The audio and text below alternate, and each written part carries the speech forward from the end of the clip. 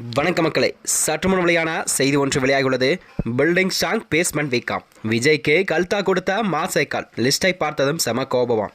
வாங்க வீடியோவை முழுமையாக காணலாம். அதாவது சென்னையில் 2026 தேர்தலுக்கு இன்னும் 10 மாதங்களே இருக்கும் நிலையில் தான் தமிழகத்தில் பிரதான கட்சிகள் எல்லாம் தங்கள் கட்சி பணிகளை தீவிரமாக மேற்கொண்டு வருகிறதாம்.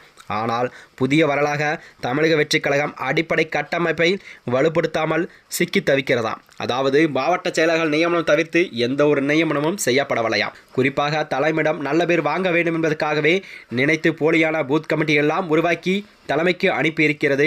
இந்த தகவல் விஜய் காதுக்கு எட்டிய நிலையில்தான் நிர்வாகிகள் அவர்களை கடுமையாக பேசியதாகவும் தகவல் ஒன்று வெளியாகியுள்ளதாம். கடந்த தேர்தலைப் போலவே அல்லாமல் 2026 தேர்தல் அரசியல் கட்சிகளுக்கெல்லாம் சற்று கடுமையானதாகவே இருக்கப் போகிறது. காரணம் கூட்டணி தான். தமிழகத்தில் தேர்தல் வெற்றி பெற்று முடிவு செய்ய போகிறதாம். அந்த வகையில் தான் திமுக அரசு படும் பலத்துடன் கூட்டணியில் இருக்கிறது. மிகப்பெரிய கூட்டணி, ஆளுங்கட்சி பூத் கமிட்டி வரை வலுவான தொண்டர்களெல்லாம் செல்வாக்கு என திமுகவுக்கு வெற்றி வாய்ப்பில் முன்னிலையில் இருக்குது என்றே கூறப்படுகிறதா. அதிமுகவை பொறுத்தவரை குறைத்த எடை போட விட முடியாது.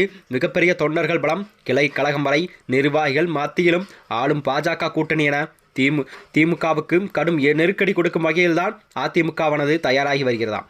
இந்த தேர்தலில் 4 முனை போட்டி என்பது கிட்டத்தட்ட உறுதியாகிவிட்டதாம். நாம் தமிழர் கட்சி சீமான் அவர்கள் தனித்து போட்டியிடவே நடிகர் தமிழக வெற்றி கழகத்தின் தலைவருமான விஜய் அவர்களும் களத்தில் குதித்திருக்கிறார். நான் தான் முதலமைச்சர் வேட்பாளர் என திட்டவட்டமாக கூறியதோடும் தனது தலைமை கூட்டணி என அறிவித்துள்ளார். சில கட்சிகளுடன் பேச்சுவார்த்தை நடைபெற்று வரும் நிலையில் விஜய் அவர்கள் கூட்டணி வாய்ப்பு அமையுமா அல்லது நாம் தமிழர் போல தனித்துதான் போட்டியிடுவாரா என்பதும் சில மாதங்கள் கண்டிப்பாக தெரிய வரும் என்று மக்கள் பார்வையாகவும் பார்க்கப்பட்டு வருகிறதா. அதாவது அதே நேரத்தில் தேர்தலை சந்திக்க அடிப்படை கட்டமைக்கலாம் வலுப்படுத்துவதில் விஜய் அவர்கள் தீவிரம் செயலாற்றி வருகிறார். தமிழகம் முழுவதும் மாவட்ட செயலாளர் நியமனம் நிறைவு பெற்றிருக்கும் நிலையில்தான் மாவட்ட பொறுப்பாளர்கள் மட்டுமே நியமிக்கப்பட்டுள்ளார். மாநகர், நகர், பேரூர், ஒன்றியம், ஊராட்சி கிளை கழகம் என கட்சிகளின் மக்களிடம் கொண்டு செல்லும் அடிப்படை கட்டமைப்புகள், ஊரக நகர்ப்புற நிர்வாகிகள் எல்லாம் இதுவரை யாரும் நியமனம் செய்யப்படவில்லை என்றே அக்கட்சி தரப்பிலிருந்து செய்திகள் வெளியாகலாம். அதாவது மாவட்ட செயலாளர் நியமனத்தின் போதே கடும் நெருக்கடியை விஜய் எதிர்கொண்டார். விஜய் ரசிகர்கள் மன்றத்திலிருந்து பல ஆண்டுகளாக உழைத்தவர்கள் எல்லாம் புறக்கணிக்கப்பட்டதாக கூறி பல கட்சிகளை விட்டு வெளியேறிவிட்டார். இந்த நிலையில்தான் மாநகர் பொறுப்பாளர்கள் பகுதியாவது தங்களுக்கு கிடைக்கும் என்று ஆசைகள் பலர் இருக்கிறார்கள். அதனால்தான் தற்போது வரை அப்பகுதிகளுக்கெல்லாம் நியமனம் நடைபெறவில்லையாம். இந்த நிலைக்கு விஜய் அவர்கள் அதிர வைக்கும் ஒரு தகவல் அவர் காதுக்கு எட்டியதாக சொல்லப்படுகிறது. அதாவது தமிழகம் முழுவதும் ஆயிரக்கணக்கான பூத் ஏஜென்ட்களை நியமித்து விட்டதாக தலைமைக்கு கணக்கு காட்டி இருக்கிறார்கள் அக்கட்சி தரப்பிலிருந்து.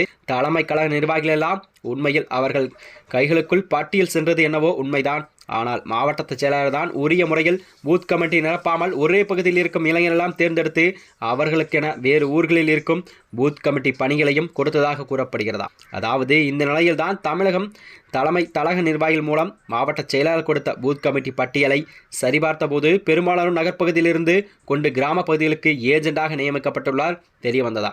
இதனால் கடும் கோபமிருந்த விஜய் அவர்கள் மாநில நிர்வாகிகள் எல்லாம் கடுமையாக சாடியிருக்கிறார்.